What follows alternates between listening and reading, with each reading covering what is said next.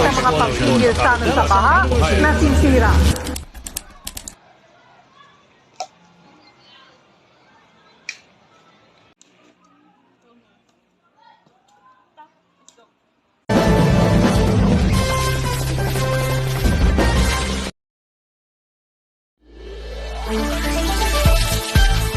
Magandang araw sa inyo lahat. Ako si Adelicon R. Inocencio.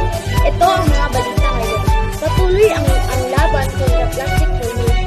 Ayon sa isang bagong ulat, ang Pilipinas ay isa sa mga bansa na may mataas na antas ng plastic waste sa karagatan.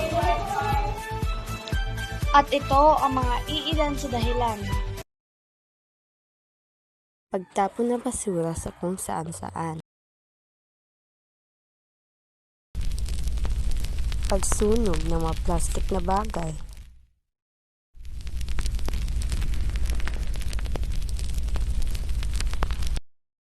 At mga basurang makalat.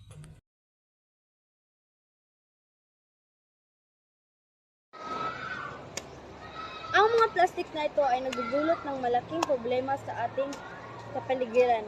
Ngayon, iba't ibang grupo ang nagsisikap ng mabawasan ang paggamit ng single-use plastics. Gaya ng isang batang ito. Maingat niyang tinapon ang basura sa basurahan.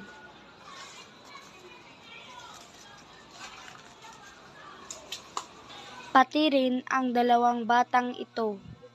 Maingat niyang tinapon ang basura sa basurahan. Ang pagtatapon ng basura sa paligid at pagsunog ng plastik ay hindi lamang nakakasira sa ating kapaligiran, kundi nakakapahamak din sa ating kalusugan. Isipin natin ang mga hayop na nabubuhay sa ating mga ilog at dagat. Ang mga basura natin ay nagiging sanhi ng kanilang kamatayan. Isipin natin ang mga bata natin na naghihinga ng maruming hangin dahil sa ating mga gakski. Kaya itigil na natin ang pagtapon ng basura sa karagatan at pagsunog ng mga plastik na bagay.